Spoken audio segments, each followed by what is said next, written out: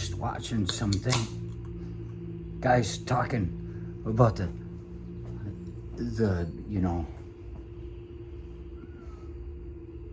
attrition amongst the Russian soldiers, and how so much of it, a large percentage of it is they're officers. And he goes on to talk about how in the Russian military, a sergeant doesn't really mean anything like it does in the U.S. military and other militaries. So they just take orders. Once you start killing off all the fucking officers, they're just standing around going, I am getting kind of hungry. And walk into town. It's got to be like being at the VFW Hall in Kodiak Island, Alaska. Fucking bears coming out to the goddamn dumpster. You're like, here, the fuckers. Well, they're used to it. The polar bears were coming in earlier, well, into Moscow, Russia, but maybe not as far down as Ukraine. But yeah, so they're just going to wander off and do nothing. That's the idea.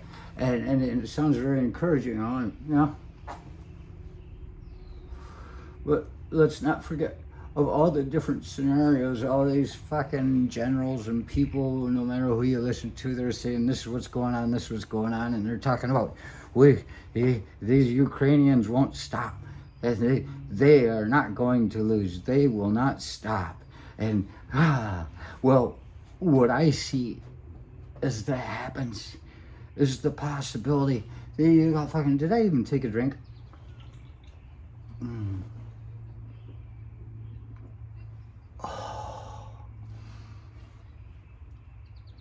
Puta up there, you got him up there going, motherfucker, he's just crazy enough. Really, nobody knows what he would do.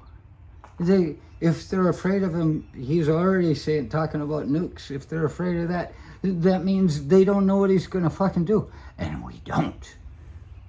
And so here it comes. If it gets to that point, I said it, he's probably gonna fucking nuke Kiev. He's gonna nuke the fucking joint. And you know what that means? That means we've let it go too far. If it reaches that point and we don't just fucking nail them immediately as soon as we even fucking find out it's happening for sure. If we don't do that, if we sit around and say, well, we're going to send you something, and well, eventually, and you seem to be doing all right.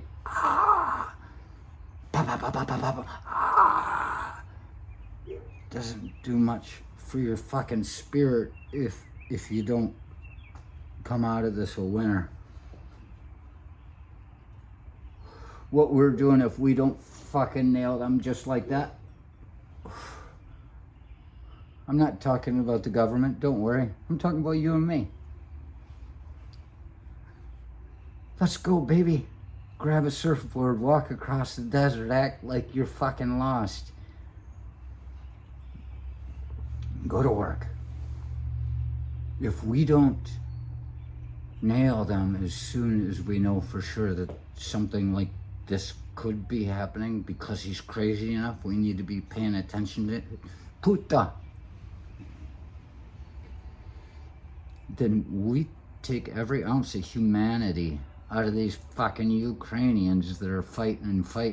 I hear about this Mariupol place. I'm like, they're still fucking there? They still haven't, they cut off their water weeks ago. There's no place to shit. They're figuring it out somehow. I don't know. I don't watch the stuff too much. It pops up.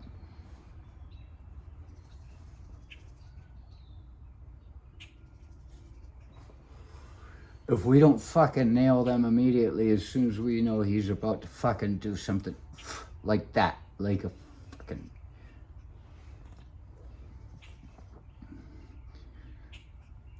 Then it takes every ounce of humanity that these people in Ukraine have a hope of retaining. Because if they look at somebody like us that could have helped, and we don't, then we see themselves through our eyes. They see themselves as animals that don't really fucking matter. Just like our lives are more important than theirs. Is anybody gonna finally admit it? But if you're gonna play this game like human life is sacred, you have to fucking live up to it. Your life is no more sacred than that fucking person's over there. All human life is sacred. Doesn't even matter whether you got bad credit if you're gonna fucking play that game.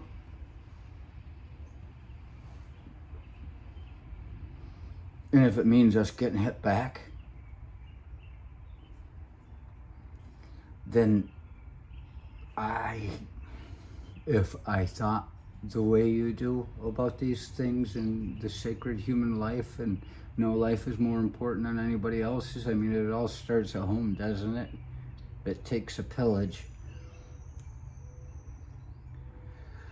Then I would say I would take the risk of a fucking nuclear winter and all this shit, just because if you're gonna let these fucking people live through this damn thing and get mutated, fucking Chernobyl and Kiev, and watch the babies and the fucking orphans and shit like that, if you're gonna let them fucking do that without helping them when you had the chance, instead of saying, well, you know, we were watching to see, then I think they would be happier knowing that we're in the same boat as they are, because that means they fucking matter. Same as these kids in fucking Palestine that I see. It's a pretty good time for them to do a commercial like this, where there are kids in Palestine talking about Allah. He sees every leaf that falls from the tree and all this shit. And it says there are children being bombed and these kids are fucking crying. And it looks just like the Ukraine. I'm like, oh, they put Ukraine footage in a fucking Palestine commercial. But no, they're using the fucking way the world is going right now. They're like, doesn't anybody remember us?